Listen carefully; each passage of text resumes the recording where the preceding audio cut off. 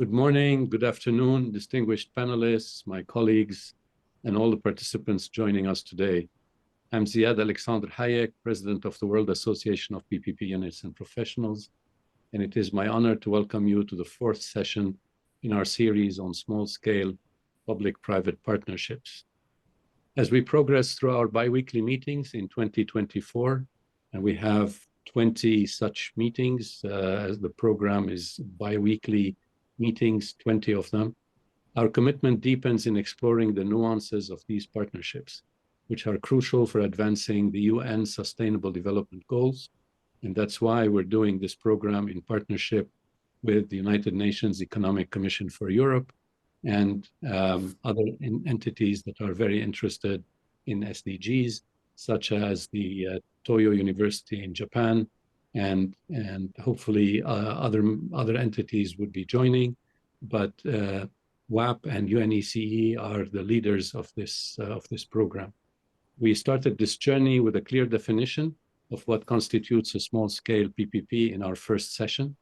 The second session brought us face-to-face with the challenges these projects encounter. In the third session, 2 weeks ago, we shifted our focus to potential solutions. Today, we are going to move one further step towards that goal of ours to get to publish guidelines for small-scale PPPs in the autumn of this year. And we're going today to examine practical outcomes of some solutions that have been tried, some succeeded, some have failed. And today, the discussion is going to be led and moderated by Jean-Christophe Barthe, who is the executive director of WAP. We are delighted to have a very distinguished panel of experts that Jean-Christophe will introduce. And Jean-Christophe, I turn it over to you. Very much, Ziad Alexandre. And without further ado, let me introduce and wish everybody a warm welcome to our fourth session on small-scale PPPs. We're very fortunate to have all these very seasoned experts share their wisdom with us, and we'll start with Abraham Akbawi, who's a veteran PPP expert. He advises Oman's Ministry of Finance on strategic initiatives. A former partner at EY in the MENA region, he spearheaded infrastructure advisory, facilitating billion-dollar PPP deals across the whole Middle East, North Africa region. With 200+ projects globally, his expertise spans diverse sectors, including health, education, and transportation. He is a respected leader and trusted advisor, and he's renowned for insightful contributions to government transformation and private sector engagement. Welcome, Abraham. We then have Art Smith. He's a former chair of the United Nations Economic Commission for Europe Working Party on Public-Private Partnerships.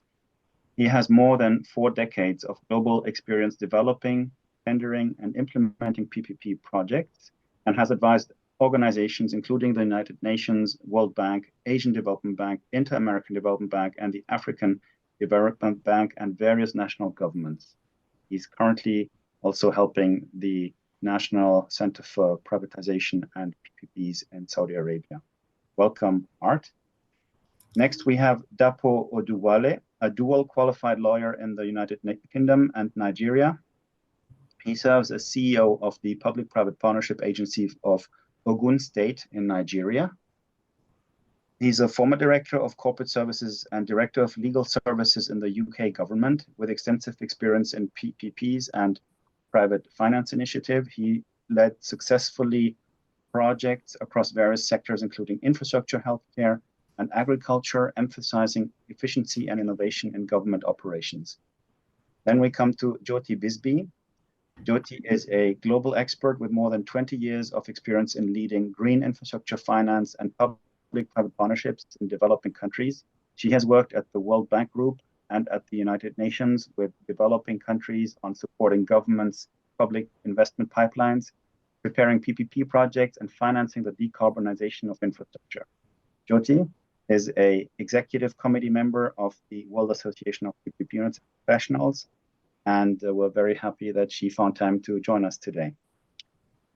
We then have Marios Tanoussis, who is the CEO of Invest Cyprus, He brings over 25 years of international corporate experience, notably at Société Générale. He holds key roles in finance associations like EFAMA and CIFA, and has served as president of Cyprus Finance and Leasing Association, showcasing his leadership in the industry. With qualifications from Rutgers and MSU, plus certifications from CISI and Oxford, he is champion of economic development, specializing in fintech and investment funds. Welcome, Marios. And next, and last but not least, I would like to say is Sergei Samoulis. He has over 20 years of experience in infrastructure, mainly with banks. He led teams that financed some of the largest PPP deals in the world, and also structured lending solutions for small-scale public-private partnerships. He's the founder and CEO of PPP Expertise Consulting Company in the UK. It is one of the leading accredited training institutions in the world for the Certified PPP Professional Qualification Program. Sergei is a steering committee member of WAP and a co-chair of WAP's Central Asia and Eastern Europe chapter. He has an MBA degree and a Master of Science in Major Program Management from University of Oxford. Let's embark on this insightful journey together, fostering a dialogue that inspires actionable outcome.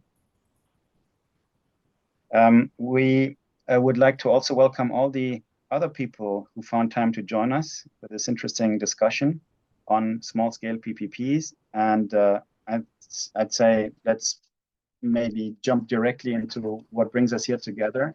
And I'd like to open the roundtable discussion with a question on financing and funding of small-scale PPPs. How have initiatives like on-balance sheet funding, leveraging public assets, or innovative financing models like wholesaling fared in practice? And please feel free to come in with whatever you want to contribute to this first question.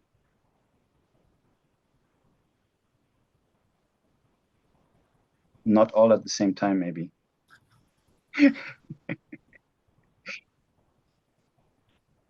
I can expand on that question. For example, reflecting on past small-scale PPP projects, what funding models have shown success, particularly in economically weaker regions, and which ones have not? Well, Jean-Christophe, maybe I can start off with an example to get the discussion going. And this is more of a programmatic than a project-specific way of funding small PPPs. But if you go back to 2009, the government of Jamaica determined that it had a backlog of $1 billion in education, in the education sector for constructing and maintaining public schools. This was far beyond Jamaica's ability to fund. And the IMF told them that given that their debt was at that time 121% of GDP, any PPP model that involved taking on additional public debt was not advised. So they came up with a very interesting solution. They created a quasi-governmental organization, the National Education Trust, which was organized as and registered as a charitable entity under the auspices of the Ministry of Environment and Youth. The National Education Trust is off the national budget, but it is empowered to undertake PPPs and other types of contracts to maintain and construct schools. Not being a non-governmental entity, it's able to accept funding in ways that the government can't. It can accept charitable donations, it can accept remittances and dedicate them to education projects. And the NET has been in operation for 15 years now, and it has funded a number of new public schools in Jamaica and scores of small maintenance and school improvement projects. So it's, I think, a really interesting example of a non-traditional way of funding these type of small PPP projects. Thank you, Art. I think it's really interesting to hear that we can have the example of charitable foundations that can help us to solve social infrastructure issues in that case. Any other practical example the panelists would like to discuss? Thank you. I'd like to mention one example from Nigeria.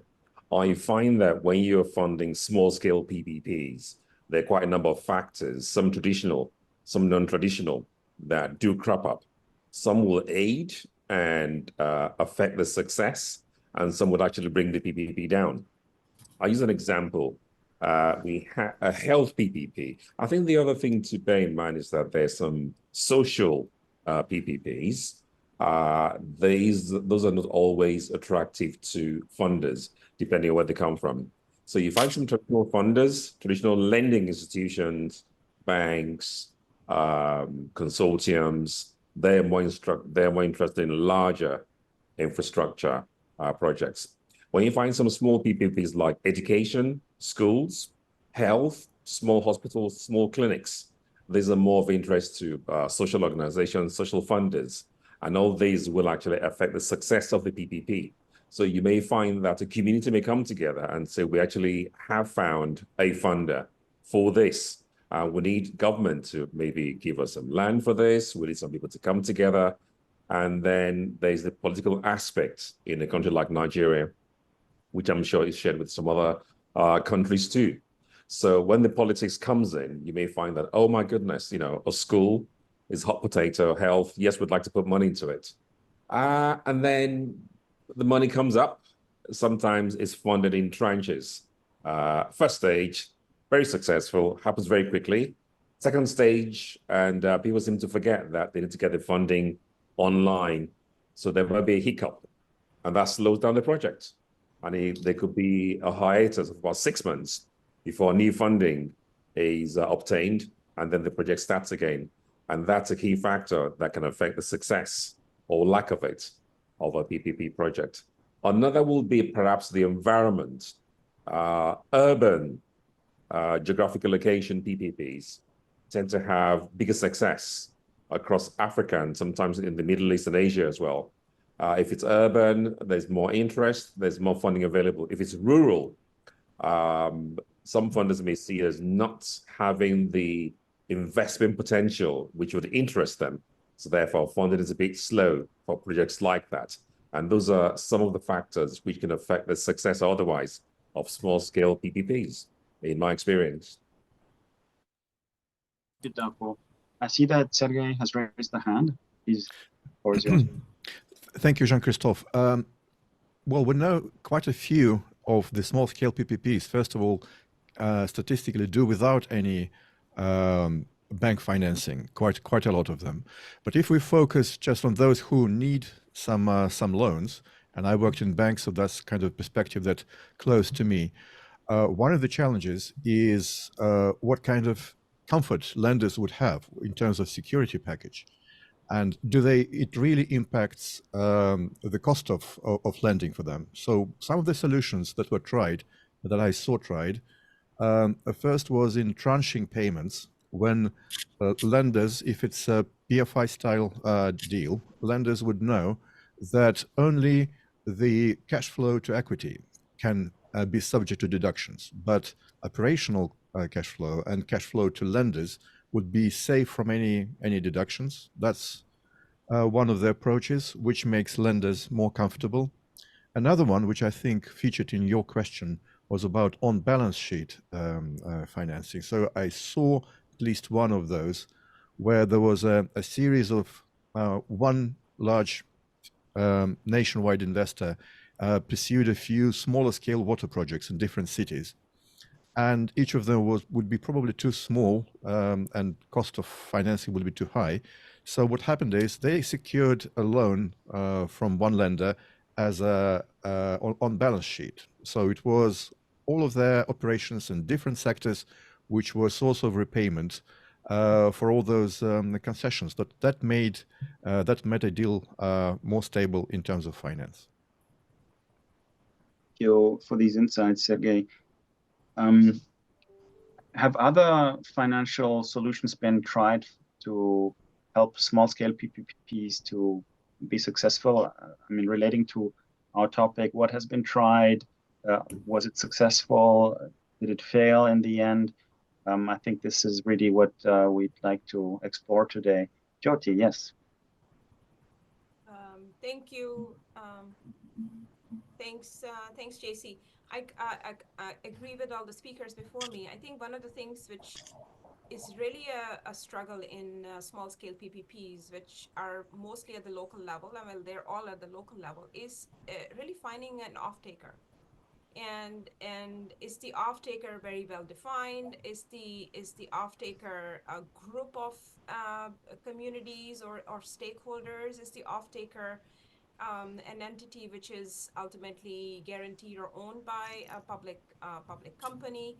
I think it has really made a difference if that off-taker has been able to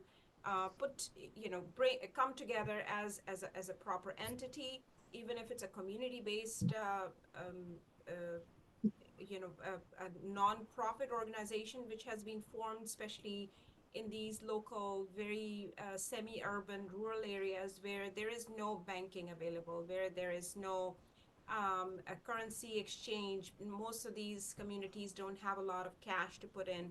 So government involvement is extremely important in these projects, especially on land. And I think the speaker spoke before me on this. Land has to be very much given on certain conditions from the government. And a lot of the infrastructure which has to be brought to the project, for example, even if it's like a small-scale water supply project, an irrigation project, a small cluster of schools, a lot of the obligations actually fall on the municipality or the district where this project is located. And finding an off-taker is very difficult. That who does this municipality sign a contract with? There's these private sector, when we think about small-scale PPPs, are not traditional private sector entities, where we see in large-scale infrastructure projects, they're coming in bidding and they're bringing their entire team of experts and backers. These small-scale PPPs are very much localized, where these private sector entities have to be really formed because they have a stake in the benefit which is going to come from that particular project. So I think the concept of on-balance sheet financing and project financing in most of these projects is very far, because the basic questions, the basic structure of these contractual obligations have to be really formed. Like every project is so different.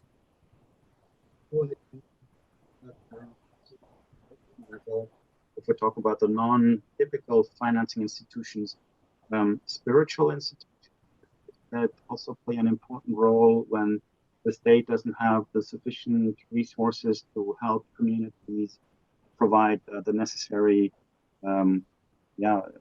things in terms of infrastructure in the fragile ecosystems. So, if you allow me, Jean-Christophe, I have been involved in a project not very different from what Art mentioned, which we combined a charitable organization with the government small funding, and we're talking about, I believe, $250,000 of government funding, and the charitable organization came up with $2 to $3 million to fix a mental health problem in a community. There was an issue in the health delivery. The government was delivering that mental health services, but not to the satisfaction of the population. So a charity stepped in to be the anchor, if you want, funder of that, and the government put in a little bit of money. And at the end, the question on off-taker was a non-issue because the government was going to buy the service anyways, because they have already the budget for it, but not delivering it in a very good, specialized way.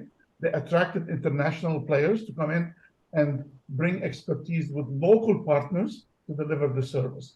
So that, in that context, the community got a better service. The government had to put a very little money, I would say 20% or less of the expected capital expenditures, and the charity got a tax receipt or whatever they're looking for, and got a good outcome. At the end, it was a win-win-win for the three parties.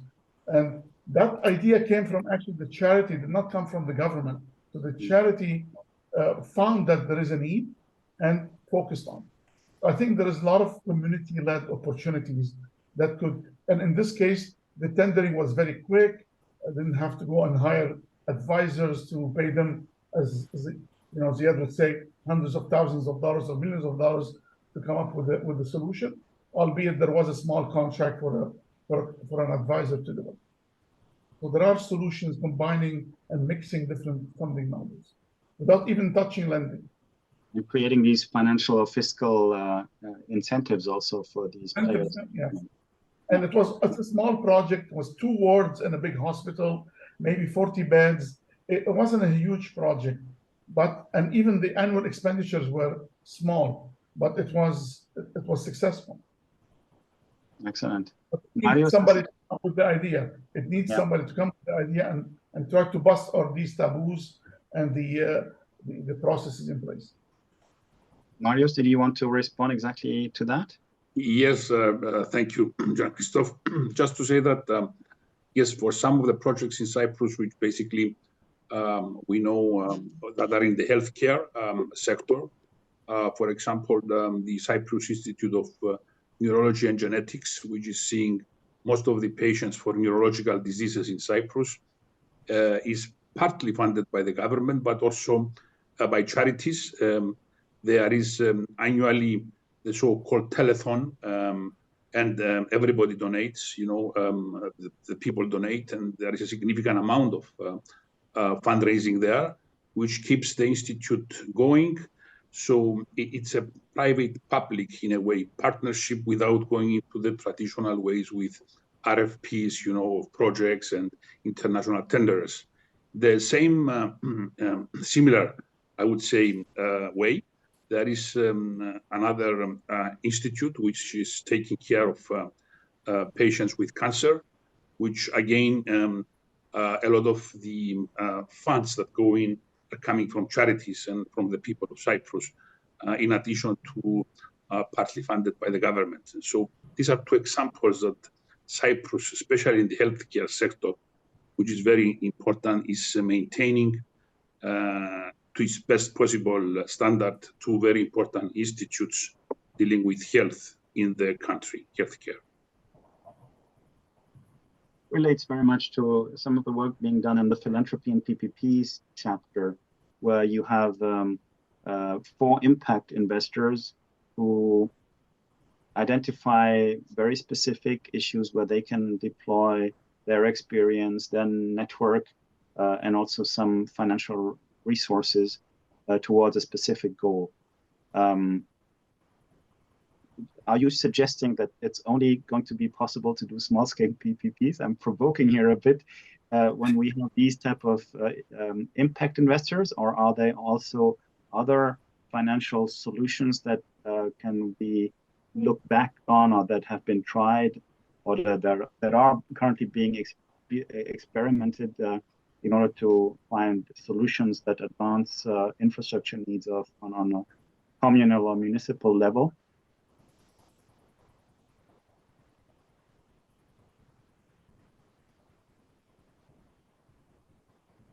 Anyone? I can, so, and some of the questions have come up in the chat. I think there's a flip side to it, right? The local authorities don't have a lot of budget, and they don't have normally in most countries, and we're talking about developing countries, in most countries, local authorities don't have the authority to keep the revenues generated from, let's say if these are peri-urban and rural areas where it's more agriculture, more small-scale manufacturing facilities, more social of these projects, they are not revenue generating, and nor do they have real estate taxes in most cases, or other source of revenue to actually put money on the table to build some of these things. And oftentimes, and the third aspect of this is they don't have a voice. A lot of these local authorities are so small, and the projects are so small that by the time it actually moves up the chain, they don't have a voice in actually making their projects a priority in that long list of projects. So it's a very difficult situation for these local authorities. Projects are in local currency. Long-term financing is not available. They don't have their own source of financing. So it's the sustainability of each of this clinic which is being put in place, a small school which is being put in place, a water supply project which is, even if it's built up front, this financial sustainability going forward is very much of a question. There is no operation maintenance budget, so the project really falls apart in 5 years, and then you have to go back to square one because it goes with the political cycles. So it's the constant presence in some of these countries, especially countries like India, and I'm sure a lot of the countries were represented today among the panelists. These small-scale community charities have become a permanent source of really this operational cost. And it is not a sustainable solution, but that's the way a lot of these social projects have functioned. And a lot of these projects have also become cooperatives where the villagers, the residents of that particular community have put in like money so that they can count that as shares in that particular cooperative, so they can get access to services and at the same time keep the financial sustainability of that particular service going. I'm just thinking about, there's a lot of waste management issues also at subnational level, very often addressed also in small-scale PPP solutions. And when communities don't have proper separation of taking the resources and separating them, bringing in that circularity aspect of, for example, using waste for energy projects or these things. This is a pretty good example of where we can see small-scale PPPs that don't need that big, long feasibility study approach that is turning a lot of other small-scale possible users away. Any experiences in your communities and your experience could also relate to? Is this something successful? Is this something that didn't work so well? What are the challenges in your opinion? If I can come in here, I head a PPP unit for a subnational in Nigeria. And I think small-scale PPPs work better at subnational level. They're easier to commence. The level of funding required is not so high, so you can get off the ground quicker as well. Being smaller, I don't want to be lulled into a false sense of security, but sometimes smaller is easier to manage. It's easier to bear the risk, and you can hopefully get to the end of the finishing line on target and on budget. If I give an example of a small-scale PPP in health, a small hospital, a community hospital, it was owned by the government, and as things go, the government had very high aims, but didn't have all the money. So therefore, local investors came in. They showed a lot of interest. They were able to raise funds. They were able to key into the government's objectives, and they took over the hospital. Now, here's where economic factors and some would say force majeure, when unexpected things come in. It happened just before COVID. So they had about 12 months and they were just getting off the ground. Then COVID happened. And the numbers, the footfalls that they had projected just did not happen or happen in a different way. So there was a health emergency and they were not equipped to treat COVID patients. So a lot of the COVID patients went to larger medical facilities. So therefore, they had to retool, reschedule, refinance. So they had problems there. And I remember speaking to the medical director. I was asking for a report saying, I need to know where things are going, what's happening. And they lost hope as well. So another thing I've discovered with subnationals is that when you have a PPP, the government can't really step away. You need to have close monitoring. You need to have a good relationship with the investors, because the investors are not all, I'm talking about health here, they're not always medical personnel, they're not always skilled, they just see a good business opportunity and they want to put back into the community. So that's always good. But in terms of the funding, you could get hiccups, basically. So COVID was worldwide. COVID affected so many businesses, so many government financing, business financing in so many different ways. And this was a key factor. I think another problem sometimes that's experienced at subnational level is the level of expertise that goes into the PPPs. One of the benefits, one of the beauty I see with PPPs is that you get good expertise from the private sector financing, private sector project management, and also knowledge of delivering on time and on budget. The smaller the PPP, the smaller the pool of expertise that you're able to tap into. As you know, with large infrastructure projects running to billions of dollars, you get all these skills, you get all the technical know-how. So that's not always available to small-scale PPPs. And that's another key factor, I suppose, maybe a difference between small-scale PPPs and the larger PPPs. And I suppose that's one of the things that I would say is being quite acute at subnational level when it comes to drafting, implementing, and delivering PPPs on a smaller scale. If I play the devil's advocate for a second, isn't it so that even in large PPP projects where there's a lot of skills available, we still are facing a lot of issues, disputes, conflict, that I think this is inherent to any project, really.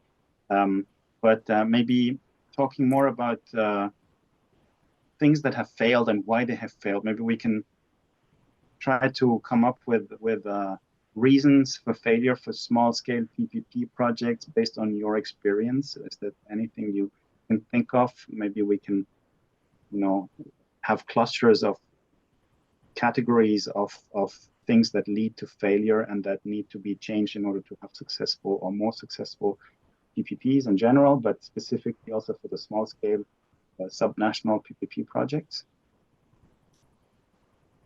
What are the main factors you would identify that are needed to make small-scale PPP projects avoid having failure? If I'm sorry to come in again, I'm not pretending to have all the expertise at subnational level, but I'll mention two factors. I'll say one is common objectives. The public and the private sector need to have common objectives and understand exactly where they want to go. It's as with any long-term partnership. If one partner either misunderstands or changes objective halfway through, it's a panacea for disaster rather than success. And apart from the objectives, I think another factor which is so important is the level of risk and the proper allocation of risk on the project. So risk, as we know in PPPs, should be allocated to the party or the partner best able to assume that risk. And if this is not properly allocated right from the beginning, which can key in with objectives as well, then again, you're looking at a disaster here. You're looking at failure. I would add one more factor, and that's also with economic factors, economic realities that can change at any time. So at the beginning, you have an agreement, you have an objective, you know where you're going, and you know what the deliverables are. If that changes due to economic factors, due to the financial muscle changing with the private sector partner, or even with the public sector partner, if it's government, if there's a change in government, a change in government policy, that can affect a small-scale PPP. It can affect larger as well, but certainly at subnational level, and also when you're looking at smaller-scale PPPs, these are factors that can affect and contribute to the failure of a small PPP project. Jean-Christophe, I've been involved in probably 20 municipal projects around the world. predominantly in North America, whereby some of them failed miserably. And some of the reasons are municipalities go out and try to find somebody to run the recreation business or parks and things like that. And they bring somebody in without proper allocation of the risk in terms of offtake and says, come and run my recreation facilities and you make your revenue from it and I will pay something maybe to subsidize at the same level. Some companies that were very aggressive, this is 15, 20 years ago, bid it to make money, and they realized that the rosy business case that they were put in front of them did not materialize. So having a rosy business case sometimes is a panacea for a failure. So you need to make sure that, one, you have an off-ramp, and in this case, it was disaster because the company failed, it went bankrupt, and then I was involved in picking up the pieces, actually, from the liquidator. And that created a lot of heartache with these communities who were not getting the service that they thought they're going to get. And for that community, PPP became sort of a non-starter. We don't do any more PPPs. This is at very small municipalities that were looking for a private sector to come in certain aspects where there was a user pay. To make sure that user pay is there and it's reasonable. And if it's not reasonable, find a way to step in as a government to be a partial off-taker. In that case, there was no off-taker. So the market risk was borne by the private sector based on a very unreasonable, rosy business case. So one of the failures is if you're doing PPP where the user pay, make sure the business case is very solid and you have backstops to it. So you can maintain the economic equilibrium of the whole life cycle. And you can maintain the service. At the end, that thing sort of collapsed so badly that the residents were complaining and writing things in the newspaper saying PPPs are bad and look what you've done. Albeit this was many years ago, but that left a bad taste. So I think that perception change need on public-private partnership is something we need to talk about a bit later. But I see that Sergey has raised a hand. Yeah, I wanted to offer this perspective of when we look for solutions, trade-offs, which are required for small-scale PPP, specifically for those. Some of these solutions, we need to be quite cautious of not taking them too far. Some of the simplifications, some of the standard documentation. Of course, we know that this famous phrase, small is beautiful, big is fragile, but the feature of the large-scale PPPs, they're visible. There are more eyes looking at large-scale prominent PPPs. And even in large-scale PPPs, the UK, where I am, is a good example of, we have many voices of the failures of PFI in the UK was some people would say due to standardization or documentation, where the first deals were, each deal had an array of first-tier consultants looking at every detail. And then when you go for simplification, for standard documentation, make sure that the project itself is indeed simple enough for standardized solutions. And the second factor is what Dapo mentioned is risk allocation. And I think Abraham referred to it as well.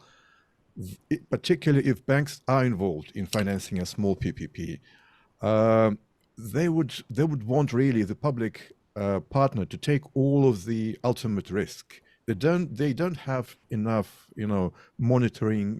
They wouldn't spend so much time on monitoring a deal, so that in case it falls apart and there is a compensation upon termination, they don't want to chase this little private partner. It's probably already bankrupt. So that leads a lot for small scale PPPs, basically for the public sector to assuming a lot of risk, much more than they would in a private, in a large scale PPP. So that makes it easier for lenders to accept the project, but is it sustainable for the local authority? We've seen some cases that turned out it was not. So there should be caution applied to risk allocation for small scale PPPs. Interesting remarks there. Maybe if we come back for a second, the perception change issue that we're all touching about. In the first place, many argue public-private partnerships should not happen. public sector should have enough resources to finance public infrastructure, especially in the critical areas like healthcare, education, PPPs, etc. But the reality is different, no? We know that in a lot of emerging economies, there is latent need to find solutions with private sector, and it also comes with advantages. For example, the innovation potential, efficiency also in running operations. So what is your opinion on that, and how can maybe small-scale PPPs also be make a contribution for a better collaboration between public and private, and also deliver value at the end of the project lifecycle? Any opinion on that?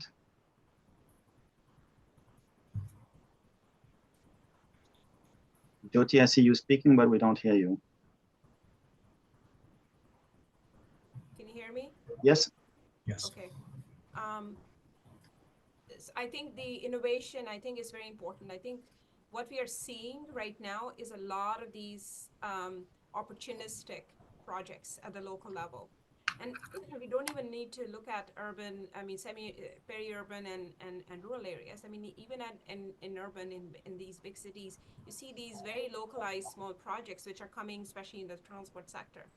E-scooters, charging stations, these two-wheelers, these battery charging, these portable batteries. I mean, these are very, very small projects, and they are spread out, and they are really contributing to this last mile connectivity. And they are not these, more than $1 million projects. These are literally run by individuals running very small shops, and they don't have collateral. They don't have a big financial history of borrowing in terms of putting that particular money in an investment. And they are just looking to really become a small business in that small local area, because they had the advantage, they are placed there. These are not huge investments, and they don't have a lot of overthinking to do. And we see that all over in both developing and in developed countries. And this is very opportunistic, because people who are looking to really make these small businesses work, they are the ones who are going to local authorities to say, okay, I can get a license. And generally, a lot of these projects are being given as licenses. And the authorities are struggling to understand how to put these kind of contractual structures together, how to really understand where the risks are. I mean, I think e-scooters, most of us have come across an e-scooter sitting in the middle of a sidewalk and have seen people fall, or you have fallen on it, right? Cities like Paris, New Orleans, and Las Vegas, they've actually banned e-scooters. So this is becoming a huge problem. Look at those bicycles, right? We have a graveyard of bicycles everywhere. So local authorities still don't have an understanding of how to put the contracts and put that risk of those assets on these small businesses. And small businesses are not there yet to understand, to really own the ownership of these assets and maintain them in long term. And that's why a lot of these projects, even if they're given for 1 year, 2 year, these are basically licenses to operate within, let's say, 10-kilometer radius. They are failing in 2 years because they don't know how to manage them. And the technology is changing so fast, because they have to turn over these e-scooters, these batteries, these charging stations. So it's a very developing area, but at the same time, local authorities really have to catch up very, very quickly to come up with a standardized way to give these contracts, so that there is less risk for users' demotivation in using these kind of new technologies. Thank you for filling the bridge. The challenges and market. So I think that's a very good point. But lack of expertise is on both sides when we deal with small PPPs. We often are dealing with local governments, subnational governments, or small states that don't have a lot of expertise in these kinds of transactions. But the small partnerships don't attract large firms with a lot of expertise in doing these types of projects. You don't get experienced investors. It's difficult to attract financing because you lack economies of scale on the financial side as well. So it's a real challenge. And there are things that we can do to try and make small-scale PPPs more streamlined and reduce the cost and complexity. And some of them I think are fairly obvious. If you're dealing with a small-scale PPP where you have clarity about the services that are going to be delivered, you're not expecting alternative technical solutions, then it may be possible to go with a single-stage tendering procedure. You don't need complex contract negotiations. If you're not going to have financial institutions involved, financial close may not need to be a separate stage of the project. Someone mentioned earlier in the discussion today reduced requirements for feasibility studies. But as Sergey noted, we have to be cautious about this. And I think that it's important that the degree of preparation be proportional to the complexity of the project. And as we're looking at small-scale PPPs, we're not talking about a heterogeneous set of projects. We're talking about projects that range from some of the very small projects, like Jyoti was just describing, to maybe a $70 million road project, which would still qualify as small under our definition. But I would suggest that the preparation for these two sets of projects at the different ends of the spectrum would need to be quite different. Maybe to continue in that logical direction, how do contextual factors like the location, the industry, or the community impact the success or the failure of certain methods in small-scale PPPs? Maybe, Abraham, you could help us with that.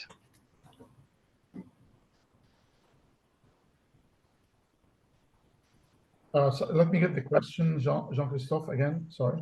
How do the contextual factors of location, industry, and community also affect the failure or the success of a small-scale PPP? I'm just going to add a little bit to what Art said, and I get to the question. Yeah, thank you. I believe there should be certain level of preparation, and that level of preparation answers that question, i.e., who am I targeting as a potential service provider? Are the local companies only? Do I need to go a wider net and get some regional companies involved? So that preparation is not only a feasibility preparation or a financial preparation, it's preparing the project to the community as well as to the bidding community who will be coming to do it. So location of the project is critical, but the location as well has to have a certain level of feasibility of the project, that otherwise it doesn't matter the best location, and that's not going to attract developers or investors, albeit on a small scale. So therefore, it's I call it readiness, public and private sector readiness to get into this transaction, whether it's a very small scale of $50,000 of investments or a few $100 million of investment. If both parties are not ready to transact, if there's no maturity and awareness by the public sector about the PPP, then don't do a PPP. I mean, just won't find another ways to do it. There are other ways to do it than a PPP. Very well said. Sergey? Speaking of contextual and particularly thinking of sectoral context, and I'm also looking at one of the questions in the chat coming from Andrea Kruger about bundling projects into groups. I wanted to share one of the examples. We often during these sessions talk about bundling of projects. So one of the examples is from Kazakhstan, where I work a lot. So they have a special regime called programmatic PPP. And they're now pursuing, for instance, a program for university dorms with ADB. And the way it started was there were a lot of requirements for school catering facilities at small schools, at small towns, and these were given to private sector for about 3-year with 3-year time limits, and the government has a promise to give hot lunches to kids at early school. So there was no way that local authorities could invest in renovations of those canteens at every school, and private participants were willing. In every area there was someone who could do that, but they could not get a contractual foundation for $30,000-$40,000, not a lot, to afford building a new kitchen. So it was taken as a programmatic PPP by the Kazakhstan government. They created a special, first of all, a special regime for procurement, faster, simpler, and second, it allowed for 7-10-year contracting, which was impossible for any traditional type of procurement, and still is impossible in Kazakhstan. So that's how this really picked up, and those PPPs of this type of scale, $30,000, $40,000, $50,000, we see these in Tajikistan, in Kyrgyzstan. They're not unique, and of course this is one of the areas where bundling of simplified, relatively simple, relatively low-risk PPPs certainly could work. What type of asset classes are we talking about there, Sami? This programmatic approach in Kazakhstan, it develops in sector sort of bunches. Some of these, for instance, deal with healthcare for small hospitals, or rehabilitation centers for elderly people, then sports facilities like school pools or little basketball yards. So these would be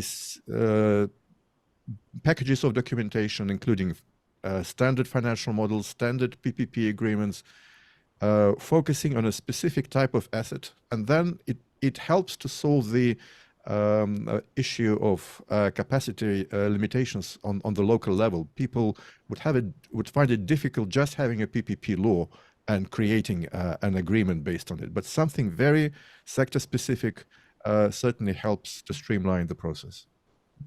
Thank you, Sergey. I saw Mario's raising the hand a bit earlier. Is this something you can relate to? Yes, just to say that I fully agree with what was said before about the small PPPs regarding the preparedness, the analysis, and the maturity.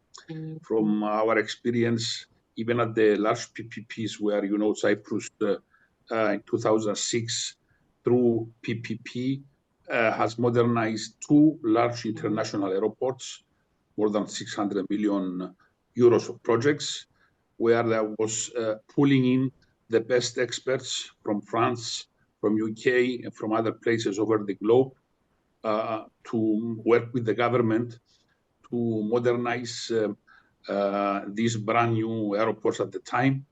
And it was proven a very successful PPP.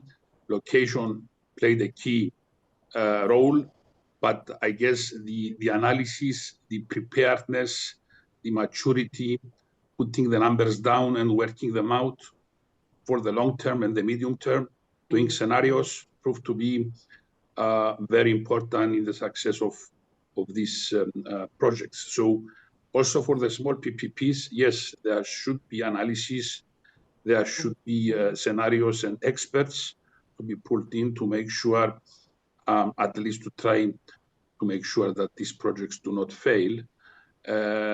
And also with the increasing pressure on governments, especially post-pandemic COVID-19, a lot of stress in the financials. I think it's very important for governments and local governments to understand where they do have idle assets, whether it's land property or others that can be used as a tool to engage in producing small PPPs for the communities. And I think the governments are unaware of the alternatives. And I think we should look into this, the alternatives, and try to work together with the government and the local governments, the municipalities and the villages, to try to see where we can help with small PPPs using idle land or other assets that these local governments and municipalities have. It's just a suggestion from my side. Thank you for these additions, Marius. Jyoti? Market context. I mean, the context is extremely important, and especially the market context. A lot of these projects, and I'm talking very small projects, where there is really no market. There is no private sector. If there is no private sector, you know, the bidding process itself is going to fail because there is no market. There are no companies, there are no local contractors, there are no local operators who have the capacity and understanding of actually bidding on these kind of projects. And remember, even to bid for a project, it costs money to prepare things and to understand and put the team together and to be able to show that you have the financial backing to undertake that kind of projects. A lot of these projects, which we are talking about and again in developing countries, like in Madagascar, you know, there is a water supply project. The government can bring the main water line, but the villages have to really come together in making sure the connections are done to their homes. And they don't have a market presence to really bring a private company to do that. So the communities have to come together, and a lot of these projects are done on output-based payment. Communities have to form really a cooperative and say, okay, you know, we are going to prepay these connections, and you bring the connections to, or maybe one connection for 3 homes, and we are going to be, and collateral is literally stuff in their houses. You know, what they have in kitchen, what they have in their living room. These are the collaterals we are talking about. These small businesses, small business loans, which are being done on 3 months, 6 months, 9 months, 1 year basis. And there has to be some kind of the government process has to be really put in place.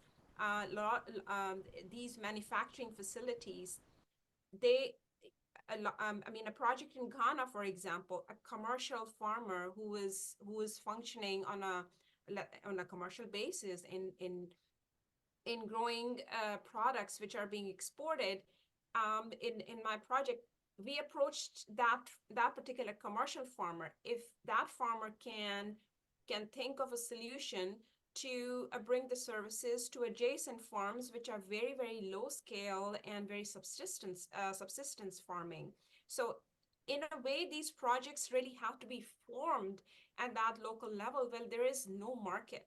So we can put standardized documents, we can put a full bidding process, we can talk about lending documents, but a lot of these projects they're so simple in a way that they have to be actually formed. And of course, the government capacity has to, I mean, it's very low, but at the same time, there is a lot of room to really work together in these kind of projects to make sure that they're, again, and I want to keep emphasizing financial sustainability. Just to build a project is not enough, because communities don't have the resources, local authorities don't have the resources to continue with that particular project. Hospital can be built, but they don't have money to pay the doctors.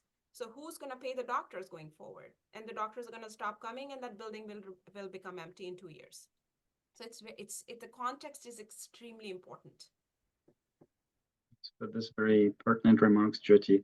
I see an interesting question here in the chat from Jacques Follin.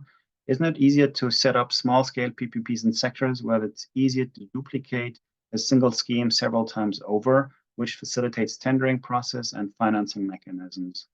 Any reaction from your side? Maybe from, let's go with Sergey. Well, that's basically what I was just talking about. Yes, there's of course, when you have a uniform type of project where you can have standard documentation, and of course, if we're talking like a hydro dam, each hydro dam is absolutely unique.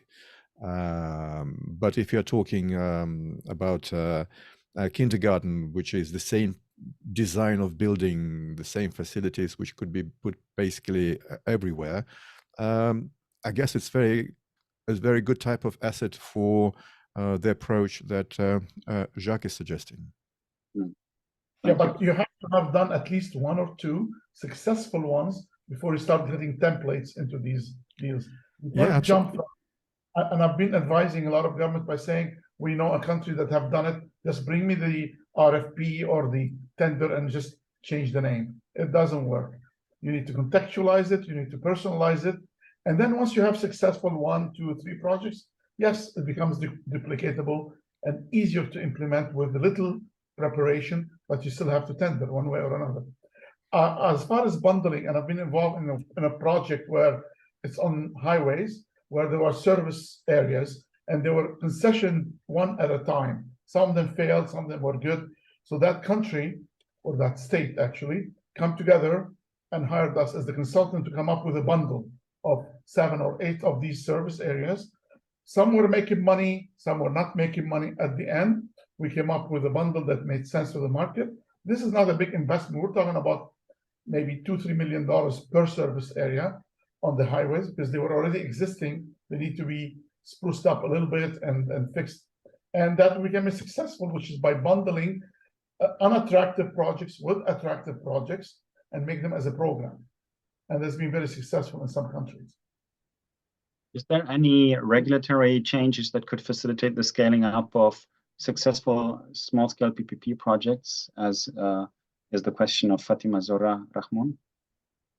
I'll give you, sorry, I don't want to monopolize the last part of the discussion. Yes, some countries, and I'm involved in, have deemed project below a certain number, whatever the number is a simple PPP process, i.e., you don't have to do an environmental assessment plan to it. You don't have to do all the stuff that's typically required for large-scale PPP, whether it's a monetary number or a project in certain sectors. So yeah, there is a way to do it, and you need to change, if you have a PPP law, to give exemptions to it. Some countries allow it, some countries find it more difficult to give these exemptions. Anything beyond exemptions that can be done on a policy or regulatory level to make it more easy? Jyoti? Yes, so a lot of the countries have actually adopted local government policies. You know, the PPP law is the law. You don't adopt a separate law for the same concept. But the policies, the guidelines, how to do the procedures, I think have to differ. And again, the context is extremely important. Countries like Uganda, Malawi is in process, Philippines, Australia, Uzbekistan, they have enacted policies to I think identifying and really recognizing the needs at the local level. I think that's what the real advantage or the real signaling effect is if you adopt a policy for a small scale and a local government and LGU as a local government unit projects. I think that prioritization, that signaling to the market that we are trying to bring private sector to the local level, we're identifying the needs at the community level and in the municipalities, and we are here to do business with you. I think that market signaling is extremely important. And then the second thing is looking at the large scale and this, very national level PPP policy.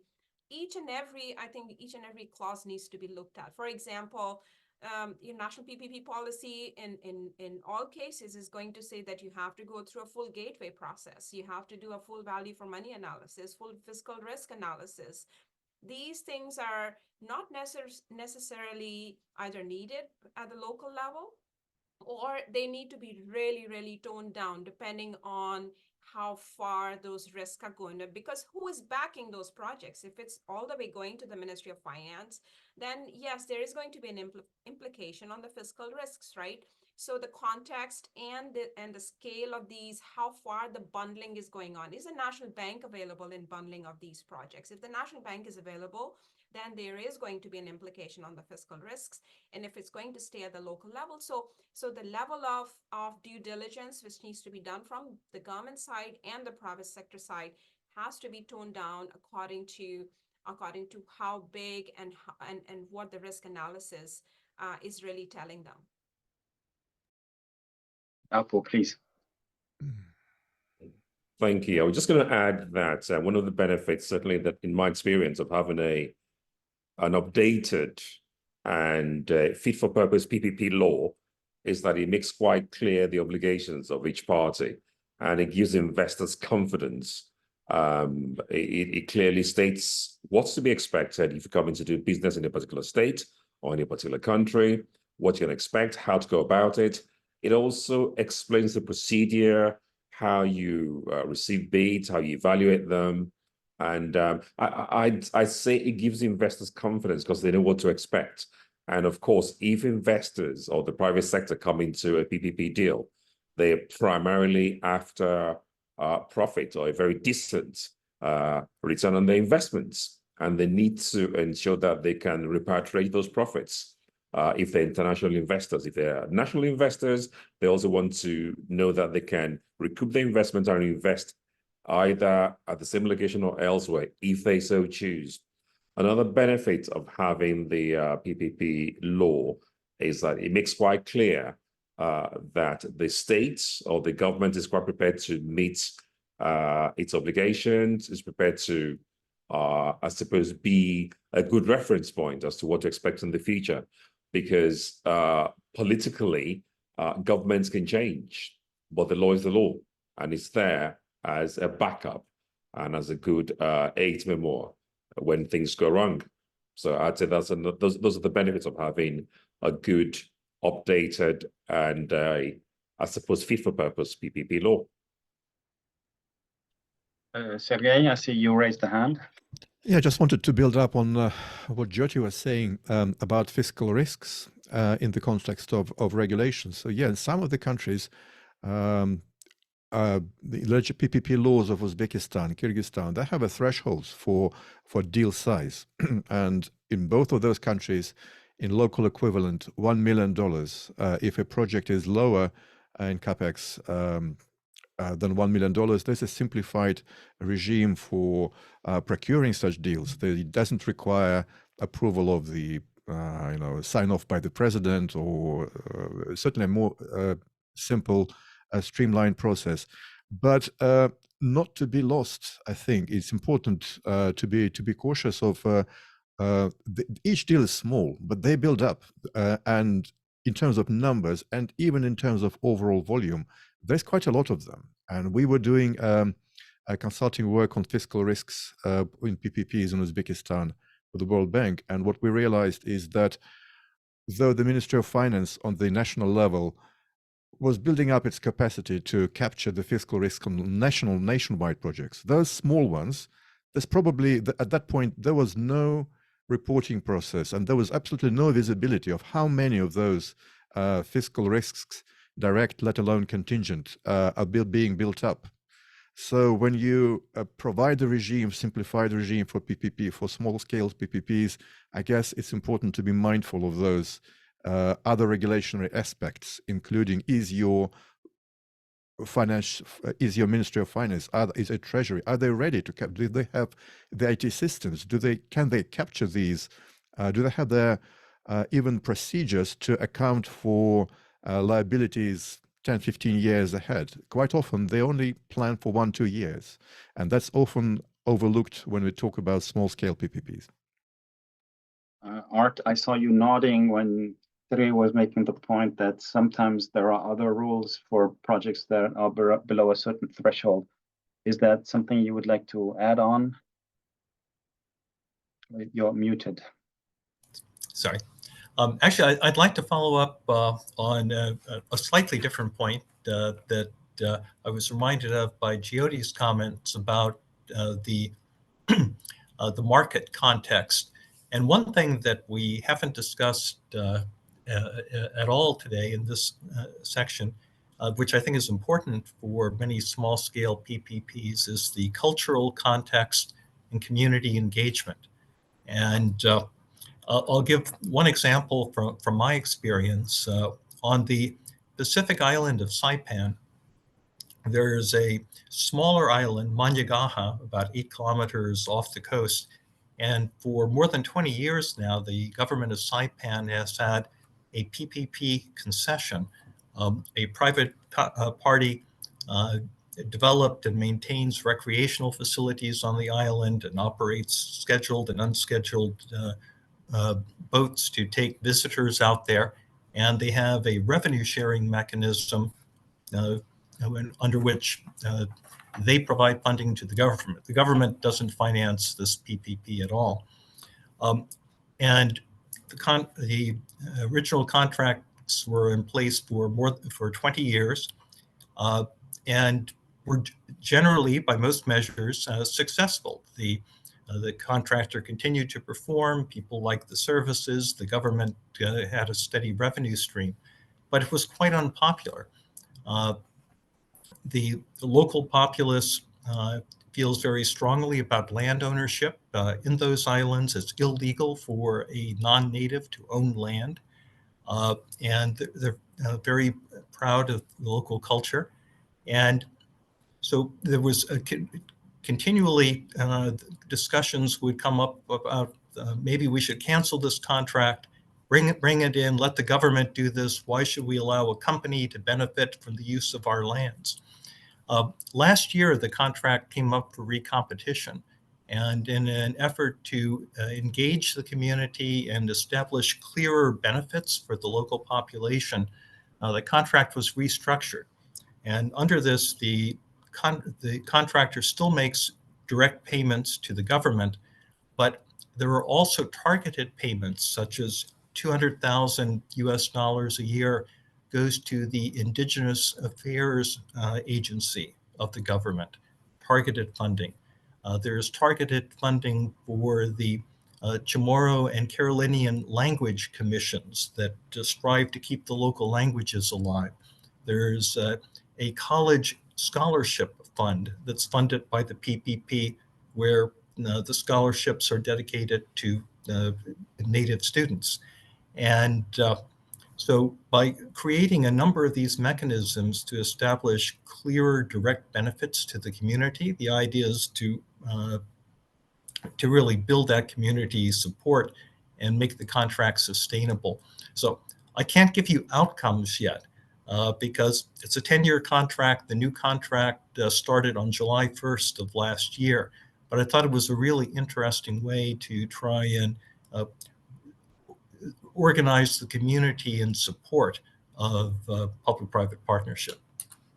Thank you very much, Art. Indeed, and this triggers for me as a mediator the interesting aspect that, yes, when you engage with community and you start working on interest-based outcomes, you can actually find very good, meaningful solutions and shared value for all players, because you're looking at how can I optimize the perspective for the different players. And this needs or requires a growth mindset, because if all the project players in the PPP context also engage with stakeholders like civil society, in that case, we're able to identify better outcomes for all beneficiaries of this public-private partnership. So a very, very important point, I think, to take in consideration when we look at small-scale PPPs in particular, because they're community-based very often.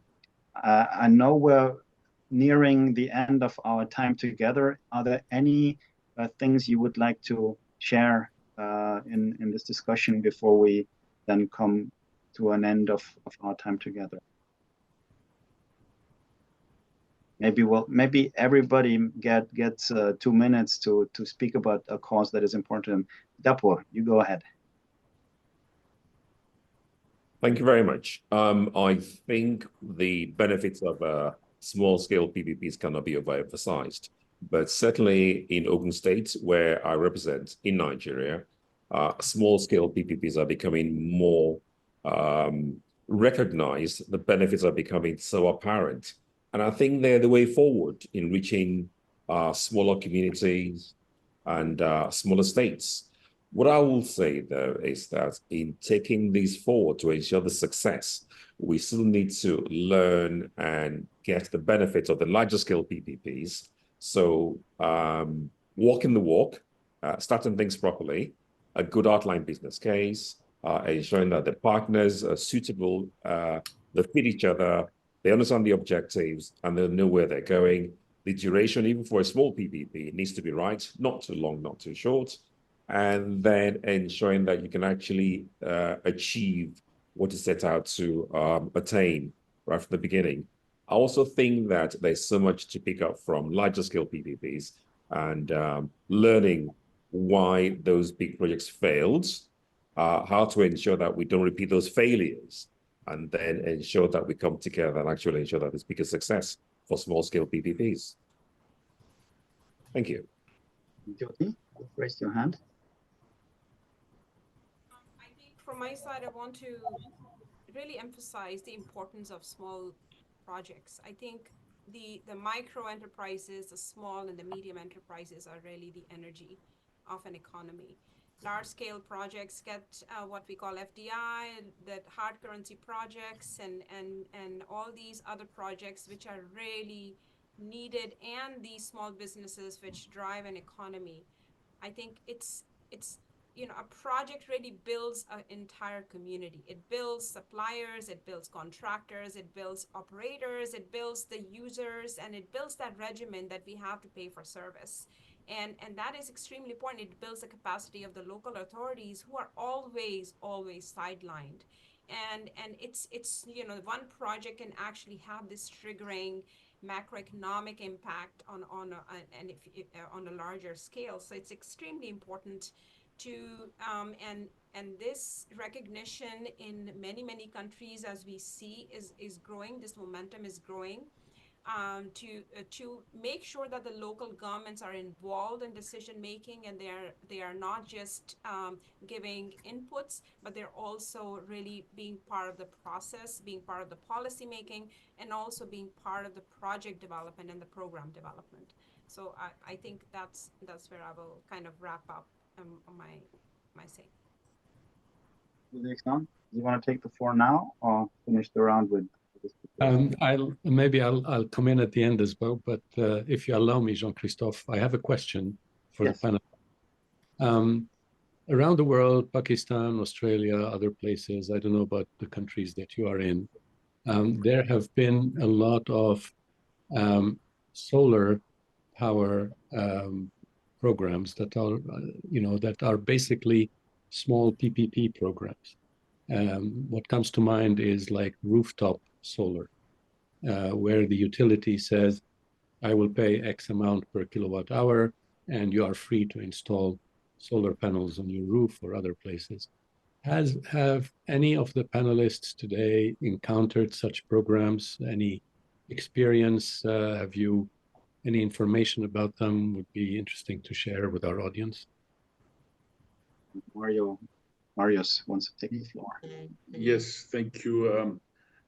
Being in an area where sun is abundant, we have more than 340 days per year of sunshine.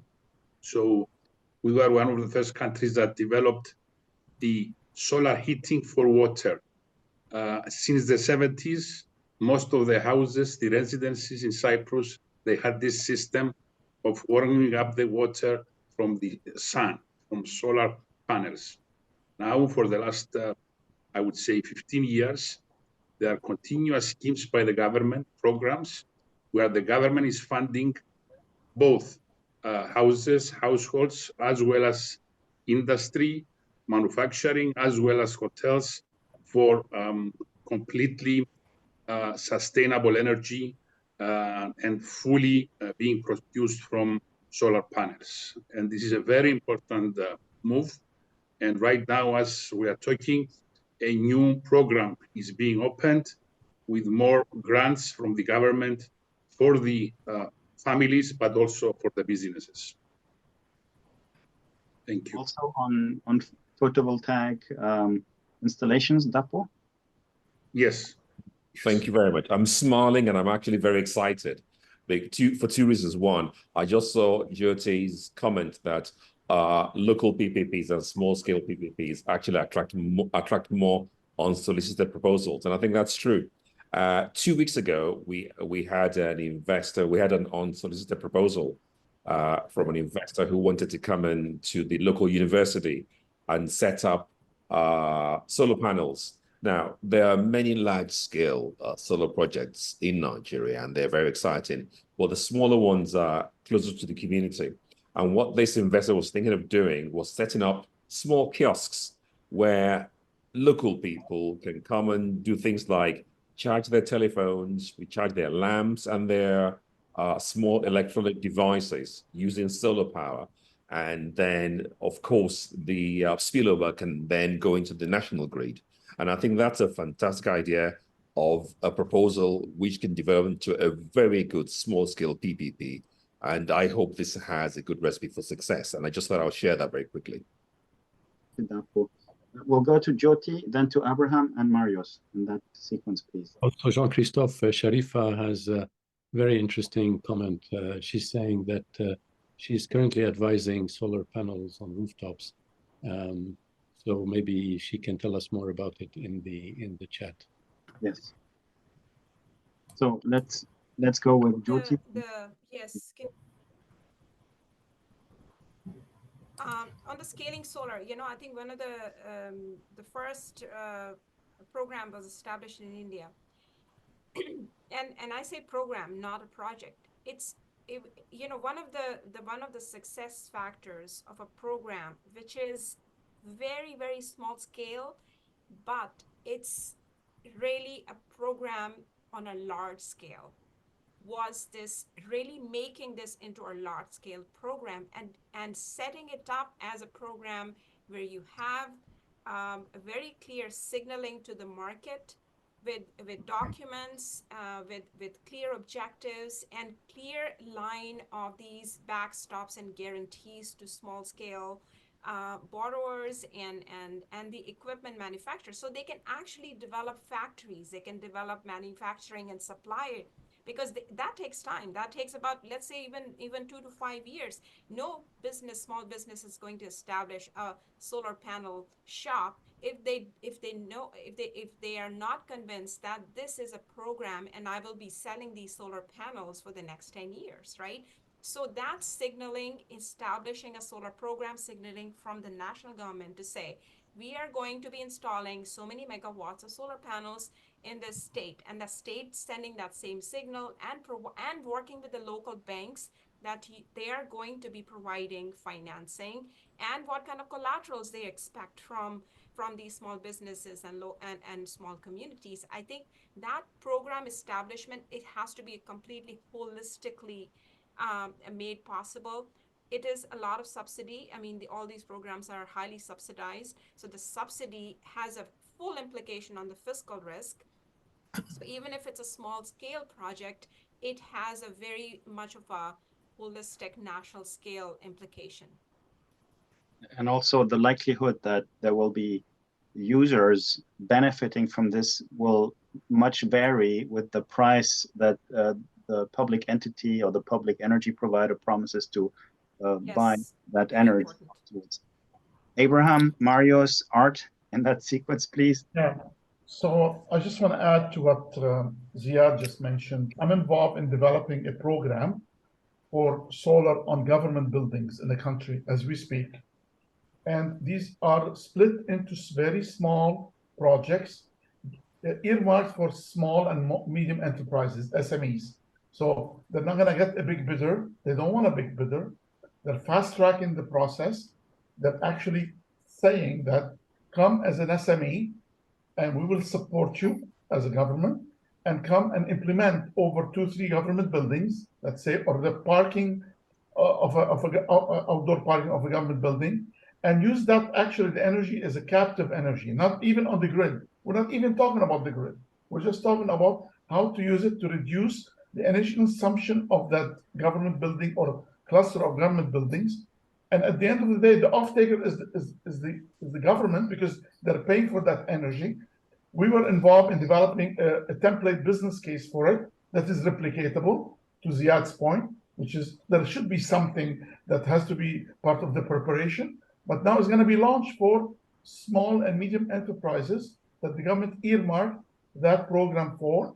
And I believe the maximum capex per project is less than $5 million. So there's still going to be some funding to it, but the government is the government of the ministry is the off-taker, not the power companies, because we're not involving even the power companies into this. So this is, we're going to reduce the budget of that line ministry for power, and it will create jobs, and it will develop this small medium enterprise community in the country. It's the early stages, going to be rolled out soon. Yeah, thanks for the Brad Hart advice. Marius. Yes, you're still muted, sorry. No, that's fine. That's fine. I just it's by mistake that my hand is up. Sorry.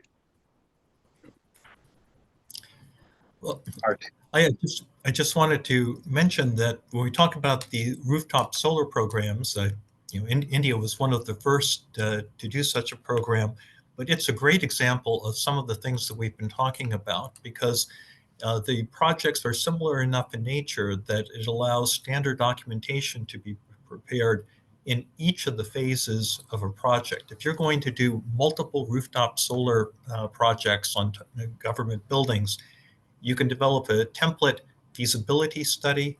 The tendering documents can be standardized. The project agreement can be standardized. You can really reduce the transaction costs for both the public and private sectors, and reduce the time required to implement the project. Thank you. I think streamlining is really important point, and works with the PVs like this.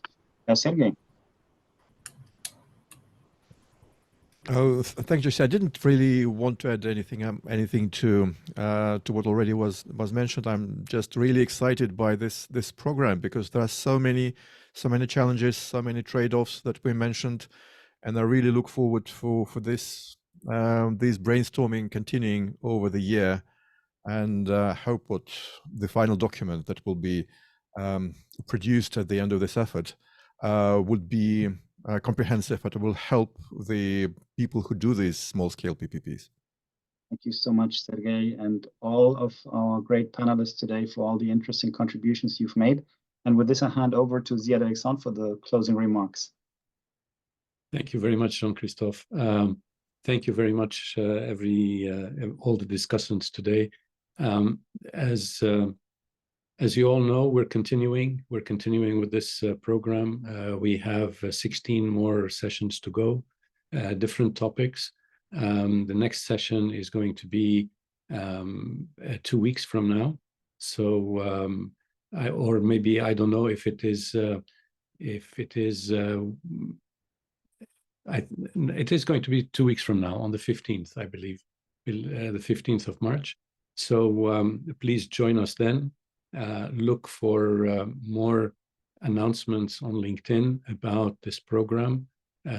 Stay in touch. Do contact us. You can either email any of us at WAP that you know, or alternatively post something on LinkedIn and mention our names so we see it. Tell us about your experiences. If you're in the audience, we'd love to hear more from you. Rooftop solar is important. If you know anybody that is involved in a project, has been involved in it for a long time, please let us put us in touch with them so we bring them as discussants. We'd love to hear more from them. And thank you very much, Jean-Christophe, for great moderation today. See you next time.